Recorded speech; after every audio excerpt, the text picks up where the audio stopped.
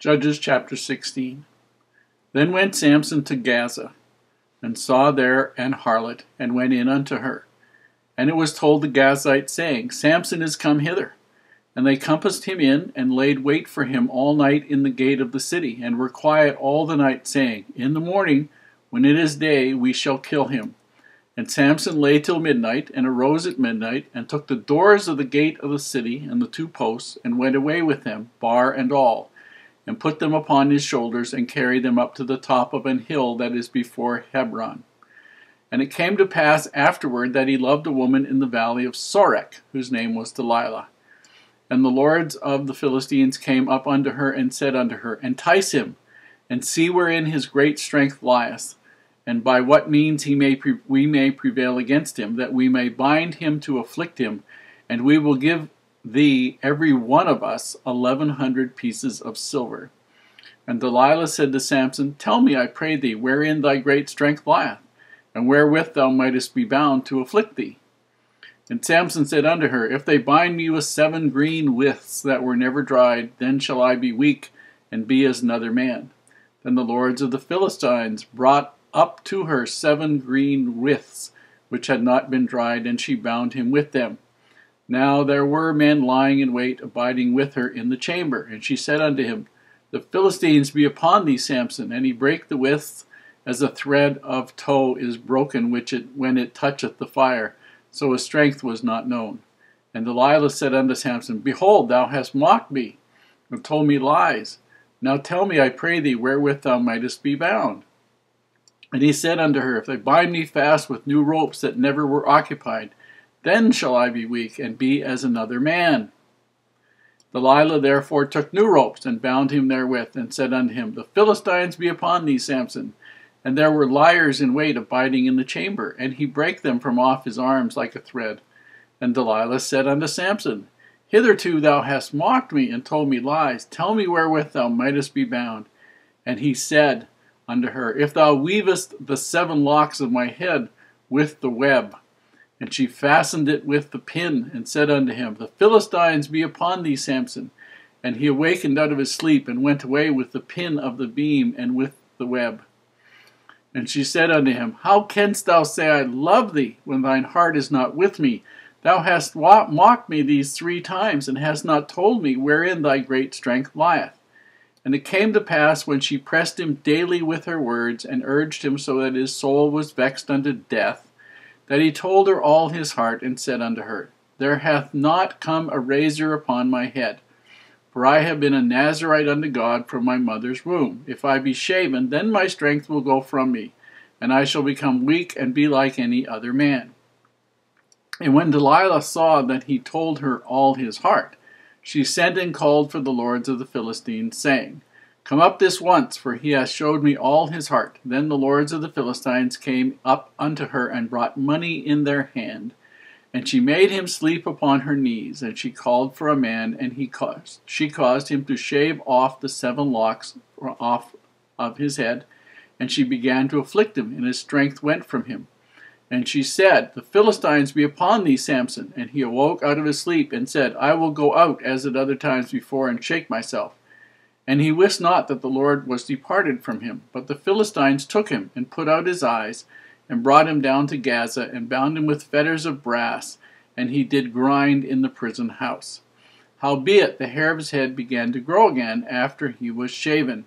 Then the lords of the Philistines gathered them together for to offer great sacrifice unto Dagon their god, and to rejoice. For they said, Our God hath delivered Samson our enemy into our hand. And when the people saw him, they praised their God, for they said, Our God hath delivered into our hands our enemy, and the destroyer of our country, which slew many of us. And it came to pass, when their hearts were merry, that they said, Call for Samson, that he may make us sport. And they called for Samson out of the prison house, and he made them sport, and they set him between the pillars. And Samson said unto the lad that held him by the hand, Suffer me that I may feel the pillars whereupon the house standeth, that I may lean upon them. Now the house was full of men and women, and all the lords of the Philistines were there. And there were upon the roof about 3,000 men and women that beheld while Samson made sport. And Samson called unto the Lord and said, O Lord God, remember me, I pray thee, and strengthen me, I pray thee, only this once, O God, that I may be at once avenged of the Philistines for my 2 eyes. And Samson took hold of the 2 middle pillars upon which the house stood, and on which it was borne up, of the one on his right hand and of the other on his left. And Samson said, Let me die with the Philistines. And he bowed himself with all his might. And the house fell upon the lords and upon all the people that were therein. So the dead which he slew at his death were more than they which he slew in his life. Then his brethren and all the house of his father came down and took him, and brought him up, and buried him between Zorah and Eshtaol, in the burying place of Manoah his father, and he judged Israel 20 years. You need to know something up front. The hair was not the source of his strength. Period. End of story. His strength was a gift from God. He had that regardless, but he didn't have the confidence to use it because he had violated all of his Nazarite vows. He had killed people, which he wasn't supposed to do. He drank wine when he got married. He had touched dead animals, the carcass of the lion, which had the honey in it. He'd gone to a harlot. He had broken all of his Nazarite vows. He violated his trust in his covenants, and God had no reason to give him the full exercise of all the powers that he might have had. He had violated everything. Now the Philistine leaders were so desperate to get something on this man, Samson, that they offered Delilah 1,100 pieces of silver each. Now, the price of an adult male slave was 30 pieces of silver. So she had enough to buy hundreds of slaves if she wanted to, or the wages of a very skilled shepherd were 8 shekels of silver per year. So she had enough for all the servants she could possibly have, all the food she could possibly eat, all the clothing she could possibly want, live any place. She would have been rich beyond wildest dreams.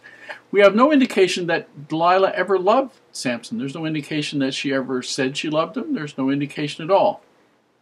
Finally, she wants to know what the secret of his strength is so she can get this. Finally, he tells her.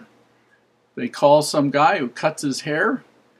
And when Samson wakes up, he doesn't realize this. Finally, he becomes aware of it. They capture him. They put out his eyes. He winds up grinding grain in the prison. And then they say that Dagon, their great god, has won out and delivered their enemy to them. And they're gathered at their temple. And they bring Samson to make sport of him. And what that means is they put him in around where everybody could see him, and they would make him, they'd hit him with, according to Josephus, they would hit him with rods. They would try to make him do things that made him look foolish and humiliate him, whatever.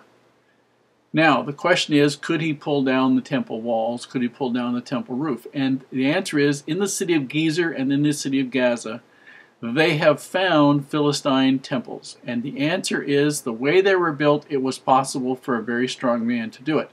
Apparently, at one spot in the temple, there were 2 vertical poles, and they rested on stone rests, and they held up the supports, main supports for the roof. And if those pillars, those wooden pillars, were removed, there was no support for the roof and the whole building would collapse. And apparently it is possible that some very strong man could have done this because they were close enough for that to happen. They were weight-bearing, and the fact that there were hundreds or thousands of people up on the roof might have actually made it even easier. So it all could have happened. We see the end of Samson, the man who had so much potential and who wasted all of it.